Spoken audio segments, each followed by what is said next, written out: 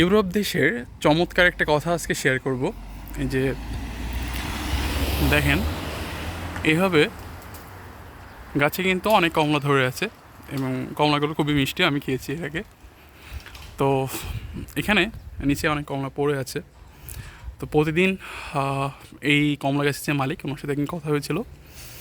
তো উনি কী করে, প্রতিদিন সকালে হচ্ছে এই কমলাগুলো এখান থেকে ঝাড়ু দিয়ে এই যে এই ডাস্টবিনে ফেলিয়ে দেয়।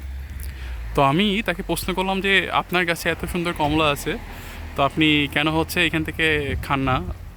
তো বললো যে আমার যখন কমলা খেতে হয় বা আমার ফ্যামিলির জন্য আমি সুপার মার্কেটে যেয়ে কমলা কিনে আনি, আর এই কমলাগুলো হচ্ছে জাস্ট সৌন্দর্য বর্ধনের জন্য বাসার লাগানো হচ্ছে। প্রত্যেকের বাসায় আসলে একটা করে লেবু বা মালটা বা কমলা গাছ আছে। তো আমার কাছে খুবই আশ্চর্য লাগলো আসলে যে নিজের কাছে কমলা থাকতে সে সেই কমলা না খেয়ে হচ্ছে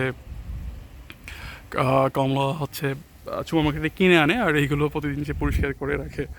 তো যাই হোক, আশা করি আমার কিছু ভিডিও তৈরি করার মাধ্যমে তোমাদেরও আসলে একটু উৎসাহ হবে যে আসলে বাইরের দেশে পড়তে আসার, বা বাইরের দেশে আসলে নিজেদের লাইফস্টাইল যে আসলে কেমন, বা আসলে বাইরের দেশটা কেমন, ইউরোপ কেমন, সেই বিষয় সম্পর্কে একটু ধারণা থাকলে নিজের মধ্যে মোটিভেশন পাওয়া যাবে যে আসলে একদিন আমিও হয়তো বা বাইরে যেতে পারবো। তো যাই হোক, ছোটো একটা ভিডিওতে ছোটো একটা ইনফরমেশন দিলাম, আশা করি তোমাদের ভালো লাগবে।